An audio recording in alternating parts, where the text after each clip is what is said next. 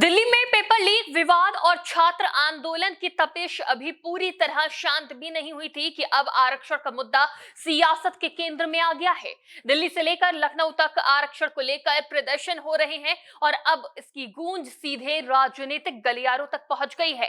एक तरफ छात्र और युवा आरक्षण व्यवस्था में बदलाव की मांग कर रहे हैं, तो दूसरी तरफ समाजवादी पार्टी के अध्यक्ष अखिलेश यादव और आजाद समाज पार्टी के नेता चंद्रशेखर आजाद बीजेपी पर सीधे हमलावर है, जिस पर सवाल उठ रहा है कि आरक्षण सुधार के नाम पर कहीं आरक्षण खत्म करने की कोशिश तो नहीं हो रही, और क्या 2027 के यूपी चुनाव से पहले आरक्षण एक बार फिर बड़ा चुनावी मुद्दा बनने जा रहा है। जानते हैं। नमस्कार, टीवी 24 नेटवर्क देख रहे हैं आप। मैं हूं आपके साथ शिखा मेहरोत्रा। पिछले 3 दिनों से दिल्ली से लेकर लखनऊ तक आरक्षण की सियासत गर्मा गई है। दरअसल 21 अगस्त को दिल्ली के जंतर मंतर पर आरक्षण सुधार आंदोलन के बैनर तले बड़ी संख्या में छात्र और युवा जुटे। प्रदर्शनकारियों की मांग है कि जाति आधारित आरक्षण व्यवस्था में बदलाव किया जाए और आरक्षण का आधार योग्यता या आर्थिक स्थिति को बनाया जाए। प्रदर्शनकारियों का तर्क है कि सरकारी मदद उन लोगों तक पहुंचनी चाहिए जिन्हें इसकी सबसे ज्यादा जरूरत है। उनका कहना है कि सिर्फ जाति के आधार पर आरक्षण देने की व्यवस्था पर दोबारा विचार होना चाहिए। लेकिन जंतर मंतर पर प्रदर्शन के दौरान पुलिस की कार्रवाई को लेकर भी विवाद खड़ा हो गया है। प्रदर्शनकारियों को मौके से हटाने और कुछ लोगों को हिरासत में लिए जाने के वीडियो सोशल मीडिया पर वायरल हुए। आंदोलन से जुड़े लोगों ने पुलिस की कार्रवाई पर सवाल उठाए और इसे लेकर सरकार पर भी निशाना साधा। इसके बाद आंदोलन की तस्वीर लखनऊ में दिखाई दी। आंदोलन से जुड़े प्रतिनिधिमंडल ने हर्ष दुबे के नेतृत्व में यूपी के डिप्टी सीएम ब्रजेश पाठक से मुलाकात की और उन्हें अपनी मांगों का ज्ञापन सौंपा। मुलाकात के बाद डिप्टी सीएम ने भरोसा दिया कि छात्रों की मांगों को केंद्रीय नेतृत्व तक पहुंचाया जाएगा। उन्होंने ये भी कहा कि 2 दिन के भीतर छात्रों की केंद्रीय मंत्री के साथ बैठक कराने की कोशिश की जाएगी।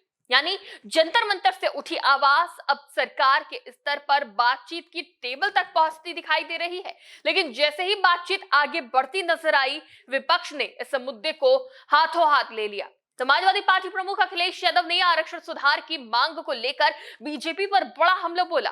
अखिलेश यादव का आरोप है कि आरक्षण सुधार जैसे शब्दों की आड़ में आरक्षण खत्म करने की साजिश हो रही है। उन्होंने इसे पीडीए यानी पिछड़ा, दलित और अल्पसंख्यक समाज के अधिकारों के खिलाफ बताया। अखिलेश यादव का कहना है कि आरक्षण किसी की इच्छा पर निर्भर नहीं है, बल्कि ये सामाजिक न्याय और प्रतिनिधित्व का संवैधानिक अधिकार है। उनका आरोप है कि कभी आरक्षण की समीक्षा, कभी सुधार और कभी क्रीमी लेयर जैसे मुद्दों के जरिए आरक्षण व्यवस्था को कमजोर करने की कोशिश की जाती है। वहीं चंद्रशेखर आजाद भी इस मुद्दे पर सरकार को खुली चेतावनी दे रहे हैं। उनका कहना है कि आरक्षण कोई खैरात नहीं है, बल्कि सदियों से सामाजिक भेदभाव झेल रहे वर्गों को संविधान ने प्रतिनिधित्व का अधिकार दिया है। चंद्रशेखर ने साफ कहा कि आरक्षण व्यवस्था में किसी भी तरह की छेड़छाड़ बर्दाश्त नहीं की जाएगी। इसी बीच सोशल मीडिया पर भी इस मुद्दे को लेकर 2 अलग अलग राय दिखाई दे रही है।